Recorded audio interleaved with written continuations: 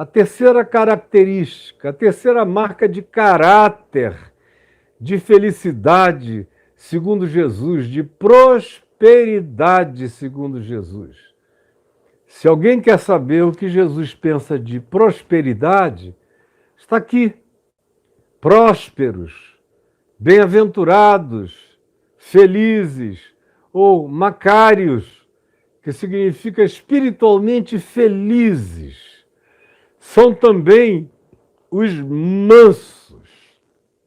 Os mansos, que é uma palavra muito mal compreendida, muito mal compreendida.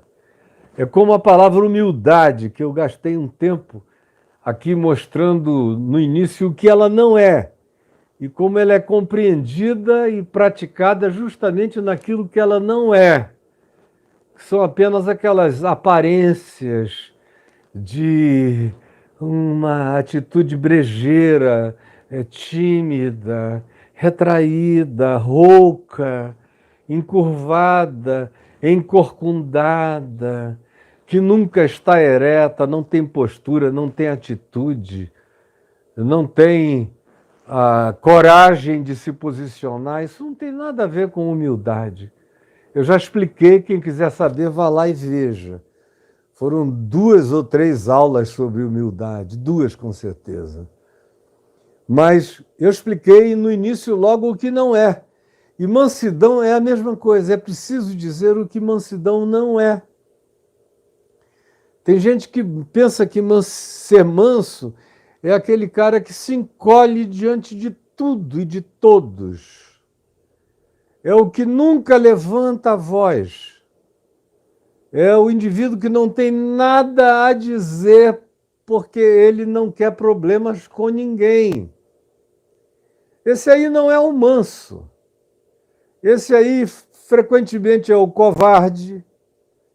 Esse aí é simplesmente um preguiçoso relacional, ou é alguém que se omite, é um omisso, quanto mais, é um omisso inveterado, ou é uma pessoa que resolve fazer uma média ponderada na tentativa de agradar a todos.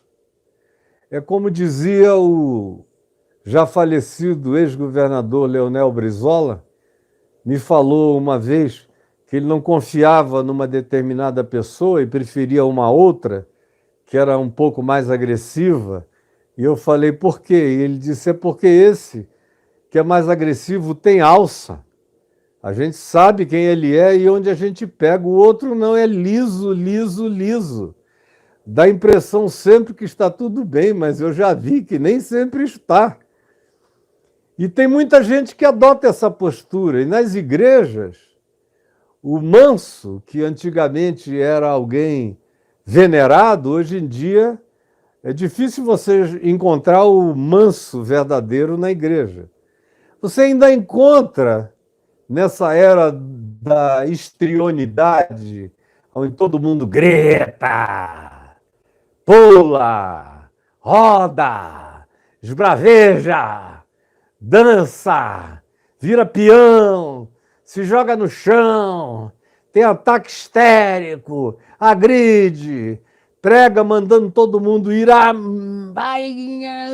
Bem-vindo ao clube, seu filho da... Pregadores estão aí enchendo os templos de palavrão, de torpeza e de baixarias, como você não vê em nenhum programa de TV aberta, nem de madrugada. Você encontra nos púlpitos de muitas igrejas, especialmente essas pastoreadas por pastores mais jovens, chegam lá cobertos de tatuagem e com todo tipo de bracelete, braçadeira, e isso e aquilo, com postura de malandro, andando para lá e para cá, palavrões para todo lado. É isso que vai crescendo. Mas nos lugares onde existem alguns supostos mansos, ainda assim, a mansidão é praticada de maneira equivocada, hipócrita, externa, não tem nada a ver com o significado real de mansidão, que é um mandamento para todos nós, para quem quer ser feliz. Eu quero ser feliz. Eu sou feliz. Eu não deixarei de ser feliz nem um dia da minha vida, como eu não deixei, nem nos piores dias da minha vida. Eu já tive dias assombrosos, horrorosos, que com palavras não dá para descrever. Muitos dias. Como diz o livro de Eclesiastes, quando manda a gente se alegrar em todos os dias de luz, porque os dias de trevas serão muitos, infalivelmente. E a gente precisa atravessar esses dias escuros com toda a alegria ultra circunstancial que a gente só adquire na experiência com o Espírito de Cristo vivendo em nós. E, sobretudo, por causa da prática do Evangelho, da prática. Quando você vai praticando, você vai ganhando musculatura espiritual. Quando você vai aprendendo o que é ser humilde de espírito e vai praticando, isso vai se transformando numa musculatura no espírito, na mente. Isso vira sinapse neural, isso muda seus sentimentos, suas atitudes, muda seu comportamento, porque, antes de tudo, muda seu caráter. E mudam-se os paradigmas mentais. A mesma coisa é com a solidariedade. É um desenvolvimento, é um crescimento que vai te encher no final dessa alegria consolada, que não tem remédio que produza, que não tem calmante que realize, e não tem dinheiro em conta nenhuma que gere isso como alegria pacificada, sem ansiedade, resolvida e resoluta no seu coração.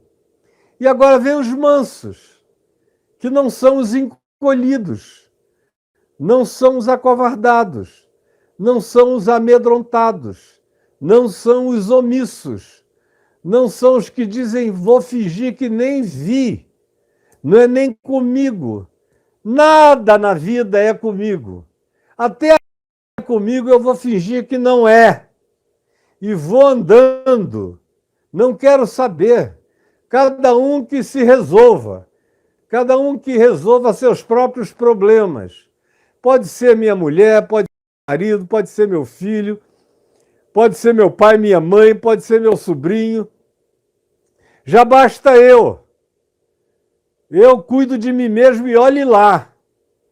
Agora, não tenho condições de olhar para mais ninguém, para me envolver em nada, para diminuir as implicações de coisa alguma, para ser anteparo, para ser proteção, para ser arrimo, para ser um escudo, para ser um desvio daquilo que seria mal para quem eu conheço, é meu próximo, ou eu não conheço, mas é meu próximo, e eu posso evitar, ajudar, eu posso tirar isso da direção dele e livrá-lo de um agravo, mas eu não vou fazer, porque eu sou manso.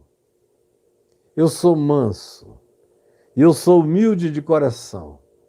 Quem disse que era manso e humilde de coração, sendo de fato o único manso e o único humilde de coração, foi Jesus, aqui em Mateus, no capítulo 11.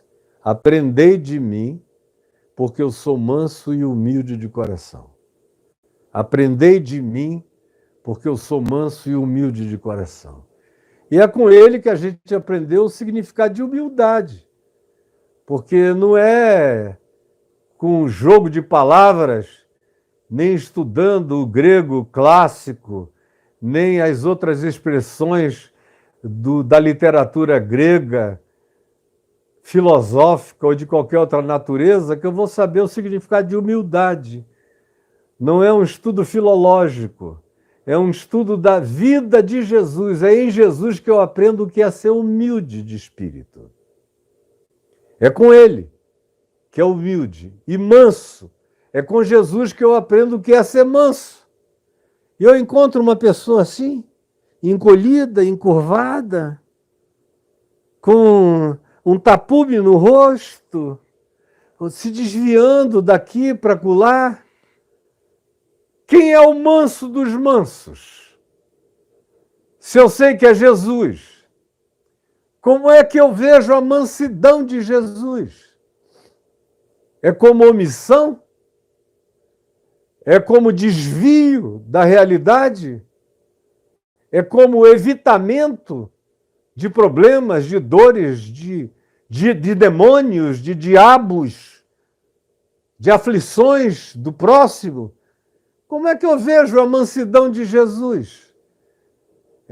Ouvindo dizer que tem um centurião ali, ele diz, não, então vamos nos desviar para cá, porque romano é perigoso. Como é que eu vejo a mansidão de Jesus? É fugindo de fariseus persecutórios? É indo a Jerusalém e não entrando na cidade, ficando escondido numa caverna? É não entrando no templo porque podia ser perigoso?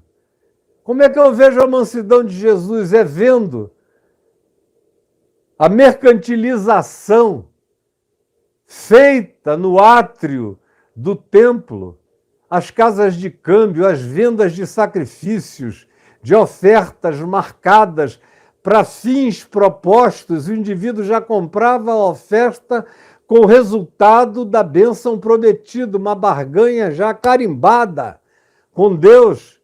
E ele faz o quê? Ele olha e diz, ai, que peninha, e vai embora? Como é que eu vejo a mansidão de Jesus? É dizendo, aí vem o príncipe deste mundo, vamos dar o fora daqui, saída pela direita? Como é que eu vejo a mansidão de Jesus? É dizendo, eu vou para Jerusalém, e se eu for lá, vão me matar, vão me prender, vão me torturar, vão me vilipendiar, e no fim vão me crucificar. Então, portanto, retiremo-nos daqui. Vamos aceitar o convite dos gregos, que chegou a ele lá em João 12, para se mudar para Edessa e viver vida longa sob a proteção real, para não ser bulinado, para não sofrer o bullying mortal dos fanáticos da religião judaica. É assim que a gente vê a mansidão de Jesus? Como é a mansidão de Jesus? Eu não aprendo mansidão com Paulo, não aprendo. Num certo sentido, eu já falei aqui, ninguém me entenda mal, meu pai, na minha experiência, se tornou um homem muito mais manso do que Paulo. Eu leio algumas coisas de Paulo em algumas cartas dele, que meu pai não teria coragem de escrever jamais. Papai iria dizer, isso aqui não é maduro. Meu irmão Paulo, não, isso aqui você vai se arrepender de ter dito isso. De dizer, vamos entregar a Satanás para a destruição da carne. Você só está zangado agora, desprezado, se sentindo rejeitado. Ore alguns dias em cima disso que você vai mudar de sentimento. Dificilmente ele iria ter uma arenga com um colega de ministério como Barnabé, tão intensa que cada um teve que ir para um lado. Com certeza eu sei o que meu pai faria, como é o que com ele eu tenho tentado fazer e aprendido a fazer e tentado praticar. Com clareza, com franqueza, com amizade sincera, sem tapumes, sem máscaras, com os mesmos olhos, falando sempre sem sincericídio, mas com sinceridade e sabedoria, e frequentemente dormindo uma noite, 2 noites, 3 noites, muitas noites em silêncio, em oração, mesmo nas maiores tristezas, para evitar aquilo que pode se tornar uma fratura desnecessária, ou que leve anos e anos e anos para ser curada, ou quem sabe, talvez jamais. Então eu não aprendo mansidão com Paulo, muito menos com Pedro. Aprender a mansidão de Pedro. Pedro foi aprender mansidão velho. O próprio João, que a gente leu o evangelho dele, tão cheio de amor, Deus amou o mundo, não tem um evangelho mais carregado de amor, mas também em nenhum outro evangelho sai da boca de Jesus denúncias tão fortes como vós sois do diabo, que é o vosso pai, e quereis satisfazer-lhe os desejos. Afirmações veementes, como a gente lê em João 6, João 7, João 8, João 9, são expressões fortes. Ou a gente lê a primeira epístola de João, Deus é amor, Deus é amor, Deus é amor, aquele que ama é de Deus, é nascido de Deus, conhece a Deus, porque Deus é amor. Agora, tanto o Evangelho de João, quanto as 3 epístolas universais, assim chamadas, que estão aqui no Novo Testamento, ele já as escreveu idoso. Porque vocês lembram do João jovem? O João jovem, juntamente com o irmão dele, Tiago, Jesus colocou neles o apelido de Boanerges, que significa filhos do trovão, filhos da tempestade, filhos da trovoada. O cara tinha tudo, menos mansidão. É João que pergunta a Jesus aqui em Lucas 10, com ódio dos samaritanos, zangado, transferindo para os samaritanos uma raiva e um dissabor e uma frustração que foi Jesus quem causou em João. Quando João preparou a hospedagem em Samaria, Jesus decidiu não ficar, prosseguir direto para Jerusalém, afinal, o caminho não é tão distante de onde eles estavam na Samaria até chegar em Betel e dali logo depois Monte Escopos, Monte das Oliveiras e Jerusalém, ou Betânia, ou Betfagé, onde ele costumava pernoitar, ou numa das cavernas do lugar. Ele queria ir, e João ficou zangado, e não podendo olhar para Jesus e chamar fogo do céu para o consumir, perguntou a Jesus, tu queres que nós, ele diluiu na coletividade, embora a raiva fosse dele, tu queres que nós façamos descer essa coisa da igreja, do coletivo, não sou eu, é a comunidade decidiu, dá uma diluída. Queres que façamos descer fogo do céu para os consumir? E Jesus disse, vós não sabeis de que espírito sois. Porque o espírito que eu tenho que ter em mim é o espírito de Cristo. Aí ele diz, vós não sabeis de que espírito sois. Vocês estão andando comigo, mas o espírito com o qual eu ando, o espírito que significa meu pensamento, minhas ideias, meus princípios, minhas atitudes, minha mente, não está presente em vocês. Vocês são carnais, grosseiros, toscos, vingativos, tem tudo na epiderme, pouca coisa desceu e se instalou e se enraizou nas dimensões mais profundas e que precisam ser dominadas do ser. Vocês não sabem ainda qual é o espírito do Evangelho, embora vocês sejam os que andem comigo de dia e de noite, mas não entenderam nada ainda. Aí ele explica qual é o espírito dele, Jesus, e que deve ser o espírito a haver no coração dos discípulos. Ele disse, pois, após dizer, vós não sabeis de que espírito sois, ele diz, pois, ou porque o Filho do Homem não veio para destruir as vidas humanas, mas sim para salvá-las. Esse é o espírito da caminhada, esse é o espírito da jornada. Ninguém está aqui para desejar fogo do inferno, nem fogo dos céus, nem fogo de juízo sobre ninguém, porque eu não vim para isto. Eu vim para salvar, eu vim para estender a mão, Eu vim para passar por cima, eu vim para fazer propiciação, eu vim para fazer cobertura, eu vim para cobrir com graça, eu vim para cobrir a todos, não só vocês, mas o mundo inteiro. E vocês não entenderam ainda. Pois bem, quem está dizendo isso é aquele que disse: aprendei de mim, pois eu sou manso. Eu sou manso. Eu sou manso enfrentando o diabo. Eu sou manso expulsando os cambistas do templo. Eu sou manso encarando a horda de fariseus hipócritas e chamando-os de filhos do inferno.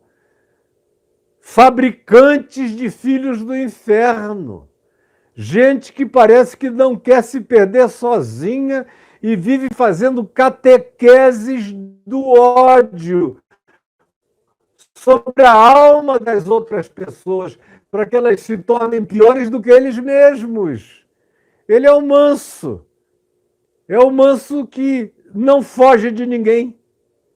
Ele evita em determinados momentos circunstâncias desnecessárias, mas ele não entra em fuga e em evasão jamais. Você nunca vai ler e Jesus saiu correndo. Você lê Jesus olhando para eles, passou no meio de todos e se retirou, olhando na cara de cada um. Mas nunca em fuga, em evasão. No máximo, ele diz, quando alguém afirma: os judeus estão vindo, eles querem te prender. Ele diz: então vamos seguir para outro lugar. Nós temos muita coisa para fazer e ainda não é chegada a minha hora. Quando é chegada a hora dele, ele mesmo anda na direção da cruz, na direção do Calvário, na direção do Sinédrio, na direção dos juízes. Ele mesmo vai. Ele não precisa ser procurado. Ele mesmo se apresenta. Ele se entrega. Ele escolhe o dia e a hora. Ele é o manso que diz: a minha vida ninguém a tira de mim. Pelo contrário, eu espontaneamente a dou. Esse é o princípio da mansidão de Jesus. É uma mansidão carregada de coragem, de autodeterminação, de sinceridade, de sabedoria, de escolha dos melhores tempos, das melhores horas. Ele decide quando. Essa mansidão de Jesus é, antes de tudo, um poder de escolha. É, antes de tudo, um poder de prática livre da sabedoria. É, antes de tudo, uma escolha estratégica de comportamento e de posicionamento na vida, no mundo, de acordo com o tempo, a hora e as circunstâncias. Ele é o manso. Ele é o humilde. É com ele que eu quero aprender a ser manso. É com ele que eu quero desenvolver esse caráter. Que eu quero ter essa força autocontrolada. E aí a expressão grega usada aqui para descrever mansidão é útil. Quando ela define que o manso aqui não é aquele ser que nasceu com incapacidade de agressividade. Não. Ao contrário, é aquele indivíduo que foi educado na mansidão, que foi educado a se amansar, que foi adestrado pelo Espírito do Evangelho, que foi amestrado pela mente de Cristo, que foi criado e forjado pelo Espírito Santo, pelo fruto do Espírito, que começa com amor e o resto é tudo que decorre do amor e termina com mansidão, com domínio próprio. Mansidão é autocontrole, não é a incapacidade de ser agressivo.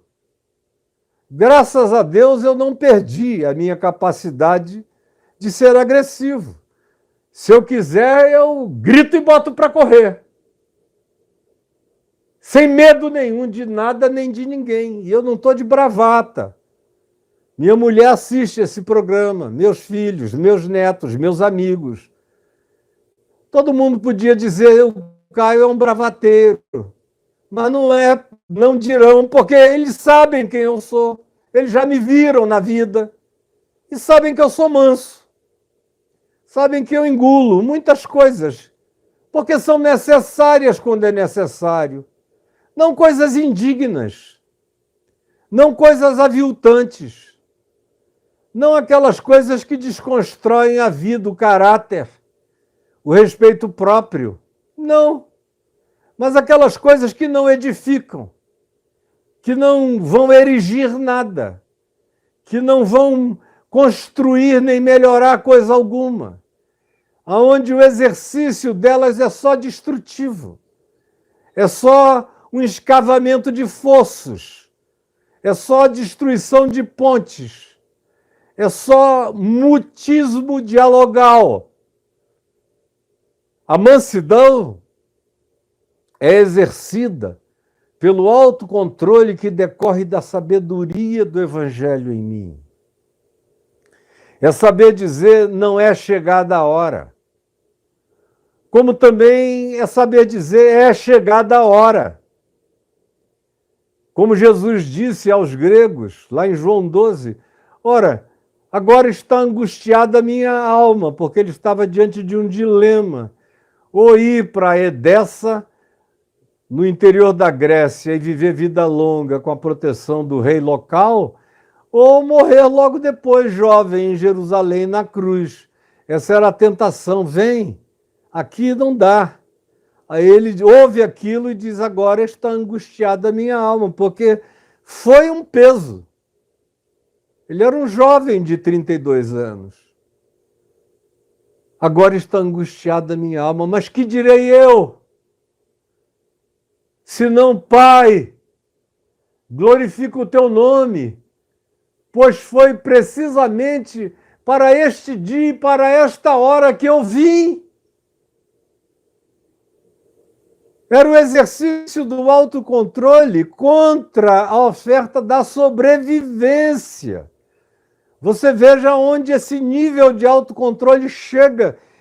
Chega ao ponto de dizer não para a sobrevivência ofertada com tranquilidade e escolher o caminho doído, mas que todavia é o que cumpre o significado da sua existência, realidade, vocação e chamado. Essa é a mansidão que eu quero aprender. Essa é a mansidão que faz a gente ser feliz. É a mansidão dos verdadeiramente controlados pelo Espírito, amestrados pelo Espírito, adestrados na destra de Deus o Pai, no amor do Pai, adestrados pela prática do Evangelho, adestrados pelos princípios de Jesus, que são os que me ensinam a mansidão. Em vez de sair, arrebentar o queixo do idiota, quebrar o braço dele, se o teu inimigo tiver fome, todavia, dá-lhe de comer. Se tiver sede, dá-lhe de beber. Porque fazendo assim, tu vais tocá-lo no único nível em no qual ele pode mudar. Tu vais acender brasas vivas na consciência dele. É a única chance que ele tem, não é a trocação. É a tua capacidade de resiliência paciente, corajosa, que olha sem medo nos olhos e decide, por escolha própria, sem nenhum acovardamento, o caminho melhor para você. E eis que eu passo a mostrar-vos um caminho sobremodo excelente. E só aprende a caminhar nesse caminho sobremodo excelente quem ama e quem ama, discernindo e praticando o espírito da mansidão, do autocontrole. Porque, como diz o livro de Provérbios, não adianta você ter poder para controlar uma cidade inteira se você não controla seu próprio espírito, sua própria mente, não controla a sua língua, não controla as suas palavras. Se você não é capaz de dizer não, se eu disser uma palavra a mais, vai ter uma confusão danada aqui. E eu posso evitar essa confusão. Eu posso fazer essa guerra relacional não acontecer. O outro está todo armado, querendo briga. Mas esse não é o bom combate. E eu só estou nesse mundo para combater o bom combate. O que não é bom combate, eu não quero para mim. O que não é bom combate é proposta de guerra emulada por Satanás, ou pela carne, ou pela vaidade, ou pela arrogância, ou pelo machismo, ou pelo feminismo, ou por qualquer exacerbação de qualquer que seja a natureza que crie um desequilíbrio psíquico no indivíduo, que tem que ressaltar um Everest na vida dele, porque ele não consegue andar nas modulações das planuras mais equilibradas na existência. Tem que subir lugares íngremes, escarpados, perigosos o tempo todo. Parece que alguém que bota a vida em perigo para ver até onde aguenta, até onde vai. Não. Ser manso é saber escolher o caminho da paz, o caminho da vida, o caminho da reconciliação. É desprezar a chance da vingança. Se o teu inimigo te ofende, Jesus diz: ama o teu inimigo. Ora por aquele que te persegue. Esse é aquele que disse: aprendei de mim, porque eu sou manso. Ele é aquele que disse: não julgueis, para que não sejais julgados. Por outro lado, ele é também aquele que, com toda mansidão, diz: não lancem as preciosidades de vocês, as pérolas de vocês, aos porcos. Porque porco não aprecia pérola, ele quer babugem. Eles vão pisar nas pérolas de vocês e raivosamente vão querer comer as carnes de vocês. Ele está falando daqueles porcos selvagens. Não deem aos cães o que é santo, porque eles não estão querendo, eles estão querendo virar uma lata. E nos dias de Jesus, ninguém tinha cão como pet. Isso nem existia. Isso é uma coisa recentíssima. Isso é quase que uma invenção europeia, e sobretudo francesa e inglesa. Porque durante milênios e milênios, os animais eram os animais, os domésticos viviam em volta da casa, mas foi da França, de Luís XV, Luís XIV para cá, é que os pets ganharam o status crescente que hoje eles têm em todo o ocidente da Terra. No Oriente, não. Mas no Ocidente, sim. Então, não se trata de que, naquele tempo, nos dias de Jesus, o pet comia ração. O cachorro comia o que sobrava, como diz o Evangelho. Os cachorrinhos debaixo da mesa comem das migalhas dos seus donos. Portanto, não deis aos cães o que é precioso. Eles comem aquilo que nos dias de Jesus fazia parte da cultura de todos, que era o que alimentava os cães. Eram as sobras das famílias. Quando o cão era domesticamente urbano, quando ele era selvagem, ele caçava. Então Jesus diz: saibam o que dar e o que não dar. Isso não é nenhum espírito de julgamento, isso é sabedoria, isto é discernimento, isso é o acautelamento do espírito, da alma, da mente. Isso é saber desenvolver reservas pessoais, é não se deixar julgar pela opinião de terceiros. A maioria das pessoas faz coisas que nem queria fazer só porque tem gente vendo. Toda hora eu ouço alguém dizendo, não, aí eu tive que fazer porque o que queriam pensar de mim, não é? Aí o que você ouve é que o cara foi e fez uma besteira louca por causa do que iriam pensar dele. Aí ele faz algo pior do que o que dele pensariam. Porque não tem um pingo de autocontrole, de sabedoria, de discernimento. Não sabe respirar 10 vezes, 50 vezes, 100 vezes. Pedir licença, se retirar. Desculpa, com licença. Eu tenho outras coisas a fazer, e se retira. Às vezes vai para um canto quieto, sossega, toma um banho, se ajoelha, ora e refresca muito o cérebro, literalmente. Respiração é um exercício básico para quem está aprendendo os caminhos da mansidão. É um caminho espiritual, mas que não prescinde dos nossos exercícios físicos, orgânicos e psíquicos também. A gente tem que aprender a reunir todos os calmantes naturais para aplicá-los à nossa decisão de autocontrole, de autogestão.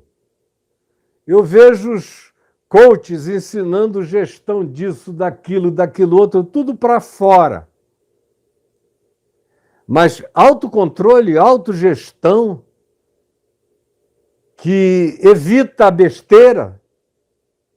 Outro dia eu vi um vídeo de um coach saindo no tapa com um cara, porque ele falou uma barbaridade, disse para o cara que o cara era um frouxo, era um covarde, por isso que a tua mulher te deixou, porque você é um frouxo, um covarde. E o cara dizendo, não me chama disso, não me chama disso, não sou frouxo não. Tinha umas centenas de pessoas na sala, até que o cara perdeu a paciência e partiu para cima.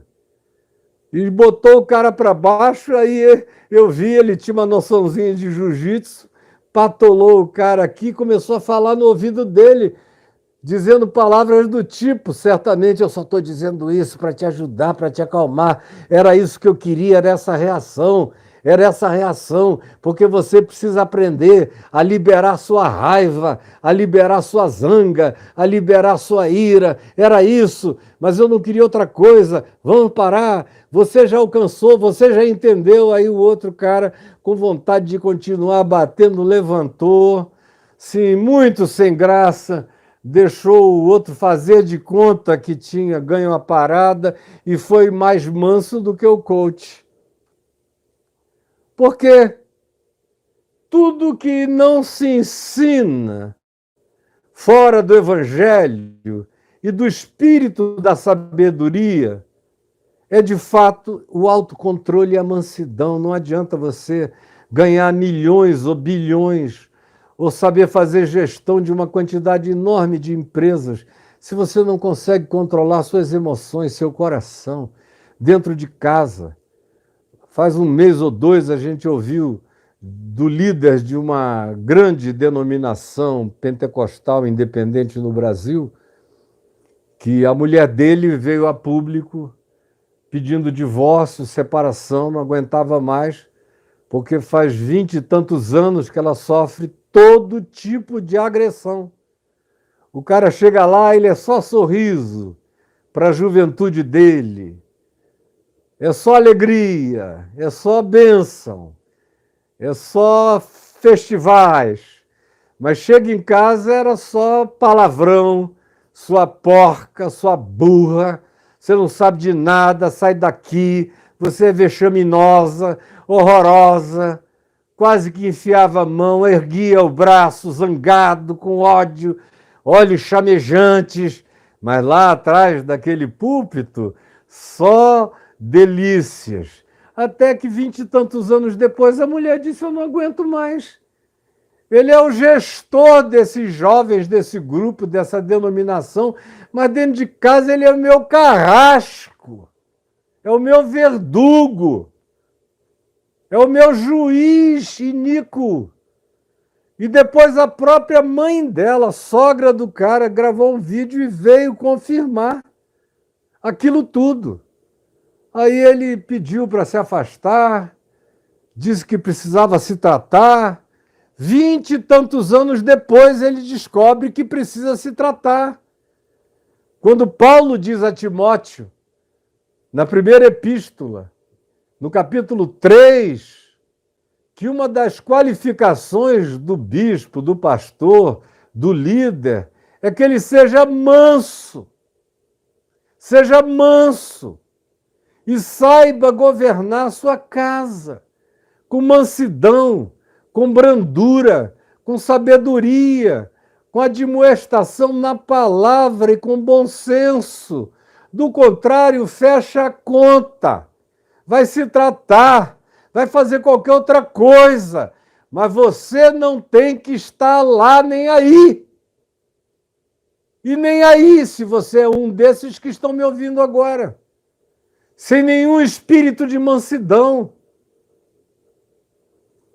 Aí vem Jesus e diz: felizes são os que se autocontrolam, são os que se deixam adestrar, amestrar, ensinar, para aprender. Você veja, a mansidão tem que ser humilde de coração. Essas coisas todas vão se encadeando. O humilde de coração é o ensinável. Ninguém aprende mansidão se não for ensinável. Se não tiver a capacidade de ensinabilidade presente no coração, de absorção ensinável. E uma vez que essa humildade, essa capacidade de aprendizagem constante e crescente do Evangelho toma conta de você, você se torna um ser humano mais humano, você se solidariza, você se importa com os outros. Você se coloca no lugar do outro. Se você se coloca no lugar do outro, você já deu um passo também para aprender esse lugar de mansidão. Porque muitas vezes a mansidão tem que ser exercida justamente com você se colocando no lugar do outro. O outro está me dizendo barbaridades. Que se eu for tomar no orgulho, na base da raiva, da zanga, da demonstração de força, da musculatura psicológica ou orgânica, ou de qualquer natureza que você queira, eu vou partir para a agressão. Mas se eu já vier dessa jornada onde eu estou aprendendo o caminho da ensinabilidade, da humildade, o caminho da solidariedade, quando eu encontro o estúpido, eu não olho e não ouço só a estupidez imediata, a fala estúpida imediata. A gente vai aprendendo a dizer: meu Deus, quem é esse cara? Aí, se você não o conhece, você presta atenção um pouco. Ou, no máximo, você diz: por que você está me dizendo isso? E ouve. Ouve. Às vezes, se você conseguir ouvir 30 segundos, 1 minuto, você entende as não razões dele, mas que para ele são as únicas razões que ele tem, porque a cabecinha dele é um negocinho mínimo. É um fragmento, é um cérebrozinho de nada, é um coitadinho. E aí você olha e diz: meu Deus, o que eu vou fazer? Ficar aqui nessa trocação é covardia. Aí você se coloca no lugar. Frequentemente, cada vez mais, quando os anos foram passando. No passado, quando eu me converti, eu tomei uma decisão. Podem fazer o que quiserem contra mim, que eu não vou responder. E eu vivi quase 30 anos assim. Aí depois de 98, 99, eu fiquei tomado de um sentimento de muita raiva por tanta injustiça perversa vindo sobre mim aos milhares, aos milhões. Mas ainda assim eu tentei me controlando. Eu falei, senão eu surto do surto deles. E eu não estou aqui para ficar doente da doença deles. Me ajuda, Senhor. E aí foi quando eu conheci a minha mulher. Ela me ajudou muito também. Não entra porque estão querendo isso de você. Não dá isso para eles. Eu fui recebendo aquilo que eu sabia em mim mesmo, que eu aprendi no Evangelho, eu aprendi com os meus pais, na prática do Evangelho, especialmente na vida do meu pai, foi o homem mais manso que pessoalmente eu já conheci, e era forte na mansidão dele. E agora eu estava desaprendendo pela raiva. E aí chega a minha mulher e diz, é isso que eles estão querendo de ti, não dá isso para eles, não dá. Você nunca deu, você é outra pessoa. Não deixe que eles tirem você do curso do seu caminho. E no primeiro ano, no segundo ano, quantas vezes ela repetiu isso a mim? Eu ouvi, às vezes, barbaridades. Fui uma vez agredido por um cara na Praça da Paz, lá em Ipanema, quando o meu reflexo de jiu-jitsu já foi pegando o cara e virei logo ele, assim que ele foi se ajoelhando, aí eu fui caindo em mim, ela, meu amor, não dá isso a ele, não, meu amor. E aí eu vi que era um homem grandão, mas eu quebrava ele não sei quanto, se eu quisesse, e eu larguei e falei, você não é profeta, então agora vamos conversar. Nós dois, eu fiquei com vergonha até da humilhação que ele já tinha sofrido na presença de tanta gente, o levei adiante. E eu aconselhei à distância, lá longe de todo mundo. Mas por pouco eu não dei uma surra nele, que era maior do que eu, 1,5 palmo, e bem mais jovem. Porque é isso que sai da gente se a gente não se deixar educar no caminho da ensinabilidade, da humildade, que aprende de novo, recorrentemente, que nunca se sente formado. É isso que a gente aprende com a solidariedade. Quando eu me afastei com ele, que eu comecei a ouvir quem ele era, e eu vi a ignorância dele, o português todo truncado, todo errado, a mente toda embrutecida, o coração todo condicionado, fanatizado. E aí eu vi de onde ele vinha. Era um cara que se agarrou ao fanatismo para não voltar para a marginalidade. Como eu já conheci milhares que se tornam fanáticos, porque se eles não se agarrarem ao fanatismo, eles não têm mais segurança. Então eles pensam que ou é ser fanático ou é voltar para a marginalidade. Então, como não querem voltar para a marginalidade, agarram-se à agressividade do fanatismo e saem ofendendo pessoas. Aí quando você olha melhor para elas, você tem compaixão.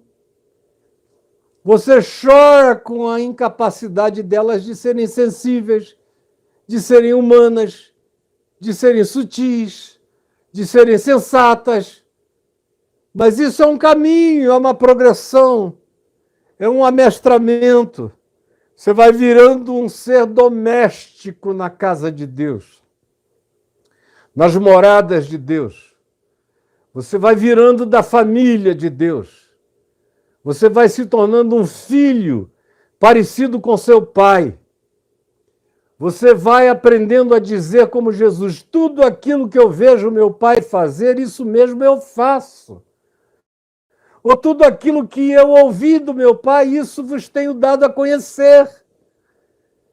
É só quando essa transfusão de ser, de espírito, de mente, de caráter, vai ganhando fluidez, é que a mansidão, o autocontrole, a mente de Cristo, as emoções, os sentimentos de Jesus vão tomando corpo em você.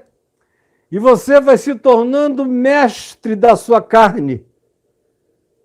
Você vai dando ordens à sua alma.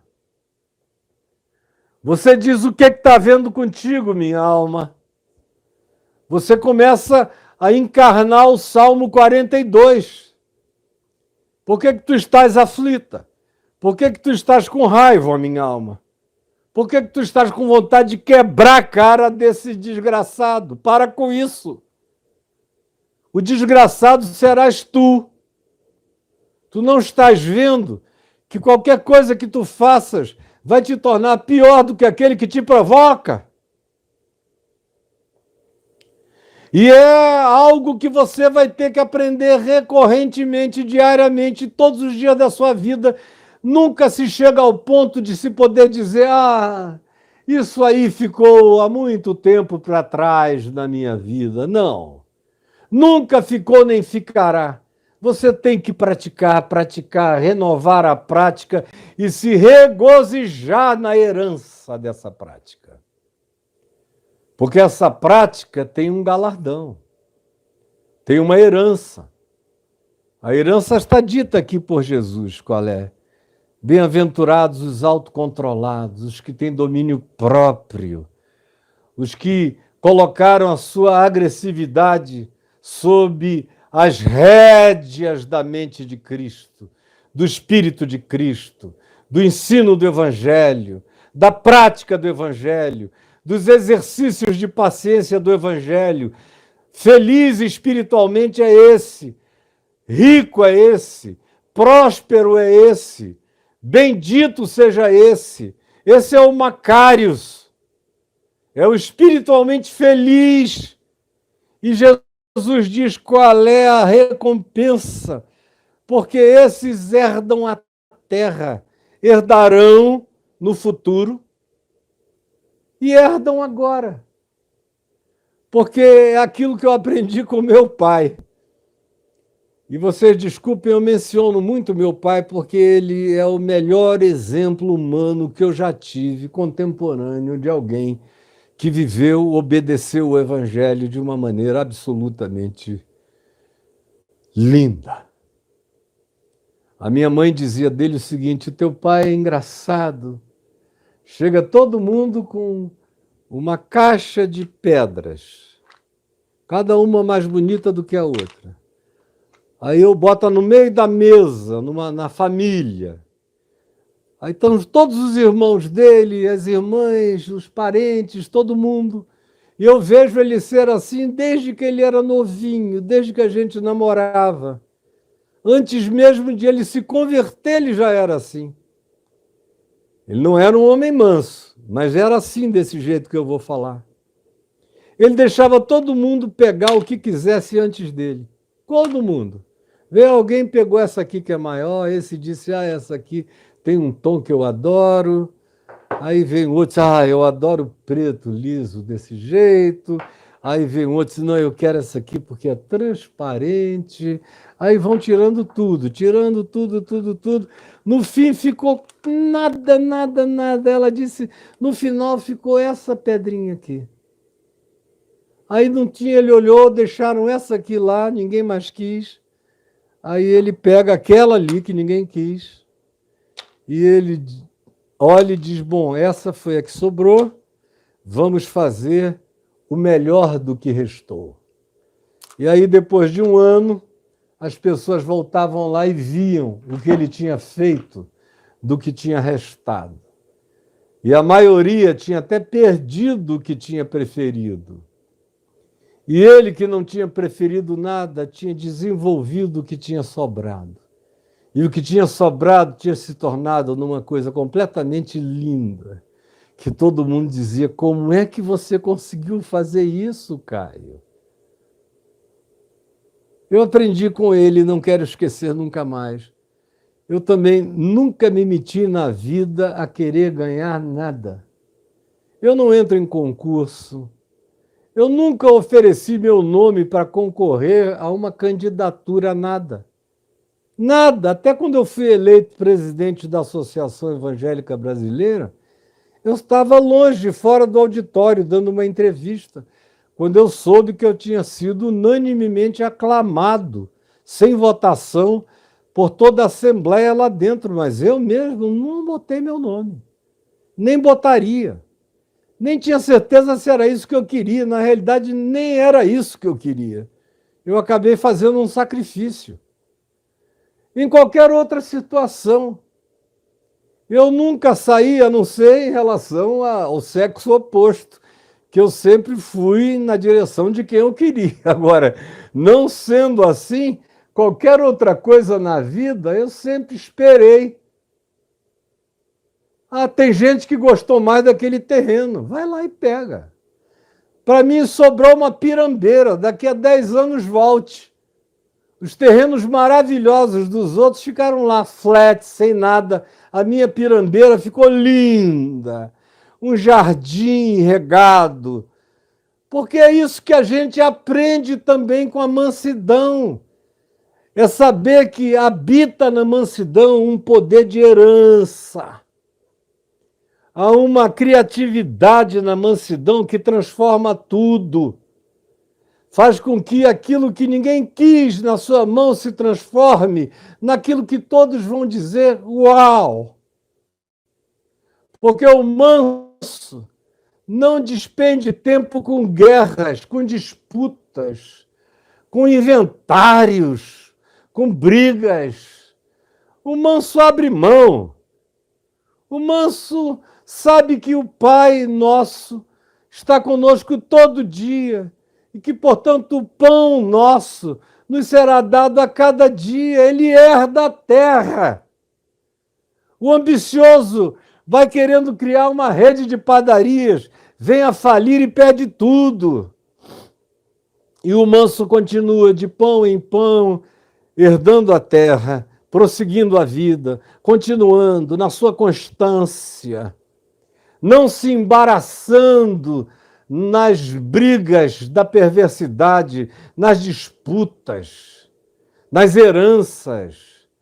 O meu nome é que tinha que estar na frente.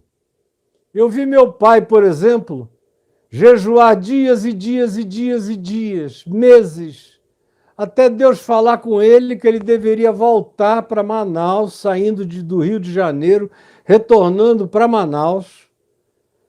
Construíram uns barquinhos e ir pelos rios do Amazonas, pregando o evangelho e ajudando os doentes, fazendo assistência social àqueles que estavam em situação horrível.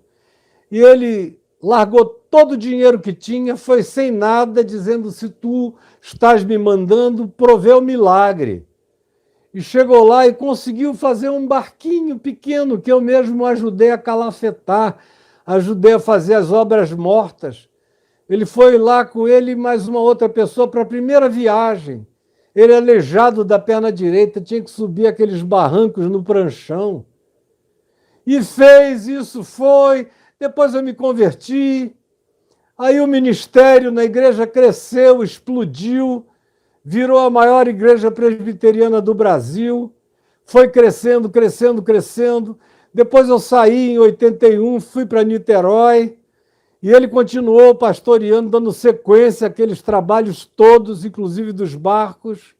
Eu ajudava de longe, com os meus amigos internacionais que começaram a ir visitar e a fazer doações para que barcos grandes fossem comprados, barcos já montados para serem hospitais que levassem dezenas de pessoas.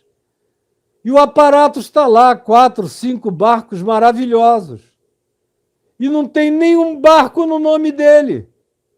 Uma vez eu cheguei lá, tinha um barco escrito enorme, o nome de um dos pastores, que é inclusive meu filho na fé, se converteu comigo e com meu pai, e que se tornou auxiliar. Tem lá um barco enorme, um hospital com o nome dele, mas do meu pai nenhum. Porque ele nunca iria dizer nada. Como sugeriram a essa pessoa, que quem sabe podiam botar o nome do barco nele, e meu pai já estava aposentado, ele não teve aquela atitude de dizer, não, isso aqui tudo foi feito por ele, eu só estou dando continuidade. Ele plantou, eu estou regando, e o crescimento vem de Deus.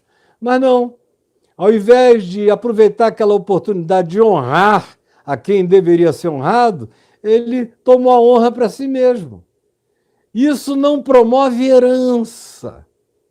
A herança do manso vem pela prática da mansidão. Não é por autopropaganda, por autodivulgação. Às vezes as pessoas enxergam, outras vezes elas têm tanta certeza que você é o pai daquilo, é o promotor daquilo, fez aquilo, que até por raiva, inveja ou disputa, eles querem te abafar, te anular, botar o nome de qualquer um menos o teu. Não tem problema. Você está trabalhando para Deus, você está servindo a Jesus, ao reino.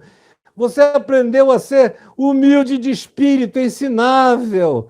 Você está aprendendo mais uma lição e crescendo nela, e quebrantando o seu coração, e desenvolvendo solidariedade, e compreendendo a limitação dos outros. Todo mundo é tão limitado. Mas para você chegar nesse lugar de mansidão, você tem que ter tido essas compreensões, esses pré-entendimentos, e tem que também entender a própria realidade pueril do outro. Porque se você entrar nessa comparação, quem vira pó é você. Quem perde a grandeza da mansidão é você. E eu não quero nem me referir a Moisés, porque no Velho Testamento se diz que Moisés, pelo menos nos dias em que a Torá foi escrita, era o varão mais manso que havia sobre a face da terra. E vocês já viram como Moisés era manso, né? De vez em quando ele perdia as estribeiras, e a mansidão dele é porque provavelmente ele era um homem tão mais agressivo que aquilo que ele se tornou tenha sido já um ganho extraordinário, numa época em que matar era uma coisa que acontecia com alguma naturalidade, dependendo da justificativa. E vocês sabem que Moisés começou a vida pública, bíblica, com um homicídio. Ele matou um egípcio que estava espancando um hebreu. Então vocês vejam a mansidão de Moisés. Aí o resto, mesmo com o povo no deserto, diversas vezes o coração dele disse: quem tiver em si o zelo do Senhor, vingue Deus contra esses blasfemos. E você lê o Êxodo, lê Números, Deuteronômio, até o Levítico, e você vê ocorrências dessa natureza. Como também você vê a hora em que Deus diz: sai daí, Moisés, porque esse povo não presta. Sai da frente que eu vou destruir esse povo todo. E vou fazer de ti uma grande nação. E Moisés diz: não, não, Senhor. Se tu não levares esse povo, então apaga o meu nome do livro que tu escreveste. Talvez essa tenha sido a ação mais mansa, grandiosa e sublime de toda a existência de Moisés. Agora, isso aqui é brincadeira, perto daquele que disse: eu sou manso e humilde de coração. Daquele que, quando vieram e prenderam a Jesus, e Pedro puxou da adaga e cortou a orelha do servo do sumo sacerdote, a orelha de Malco, e Jesus o repreendeu, dizendo: quem com ferro fere, com ferro será ferido, quem com a espada fere, quem usa da violência vai ser vitimado pela violência, sai disso. E curou a orelha do homem. Ele também virou aos discípulos e perguntou: porventura não sabeis que se eu quisesse eu pediria e meu pai mandaria, não uma legião de romanos, mandaria 12 legiões de anjos, de seres extraterrestres, de outra dimensão, poderosíssimos, com aparatos que vocês não podem nem imaginar, acabaria com isso tudo. Mas não é esse o caso. A vitória do Cordeiro é se entregar na cruz. É como a gente lê sobre o manso dos mansos, lá no Apocalipse, no capítulo 5, quando João vê aquele que está sentado no trono e vê também o livro da redenção da humanidade, selado por dentro e por fora com 7 selos, e vê que na terra inteira, nem no passado, nem no presente, nem no futuro, nem entre as criaturas celestiais, multidimensionais, interdimensionais, havia ninguém digno de promover a redenção da terra, a redenção da humanidade. Ninguém, entre anjos, arcanjos, entre seres elevados, ninguém. E João disse: meu Deus, quem é então que pode salvar esse planeta, essa humanidade? E João chorava muito, soluçava de angústia. Aí ele ouve uma voz que diz: pare de chorar. Pare de chorar, é uma ordem. Pare de chorar. E ele disse que se voltou para ver a voz daquele que falava com ele e viu de pé. Ele viu de pé. Antes disso, ele ouviu a voz que o consolava, dizendo: pare de chorar, porque a raiz de Davi, porque o leão de Judá venceu e o livro abrirá. Aí ele olha, esperando ver o leão de Judá, um leão cósmico, o monarca, o Messias, filho de Davi, entronizado com glória indizível. Mas quando ele se volta, que ele vê, ele enxerga o cordeiro, como havia sido morto. É o manso, é o cordeiro que herdará a terra. É só uma questão de tempo. O cordeiro herdará a terra. Abrirá os livros, abrirá a redenção, levará tudo à sua consumação. Agora, não se equivoque. Você pode ter até vitórias rápidas nas suas bravatas, nos seus machismos, nas suas grosserias, na sua estupidez. Você pode até fazer como muita gente tem me dito: eu não levo mais nenhum desaforo para casa, eu parto para dentro e aqui. E vai ficar numa trocação. É olho por olho, dente por dente. É o mundo todo cego e banguela. E desdentado, porque não vai sobrar nada. É a trocação da morte, é a lógica da estupidez. A mansidão, segundo o Evangelho, quebra a lógica da estupidez. E traz essa herança que você começa a herdar já aqui. Começa a herdar já aqui. Eu, por exemplo, todo dia eu digo aqui para vocês que eu não tenho nada, mas não me falta coisa alguma. Como disse Paulo, nada tendo, mas possuindo tudo. Essa é a bênção do manso. Nada tendo, mas possuindo tudo. Não possuindo como posse, porém, enriquecendo a muitos. Essa é a bênção do manso.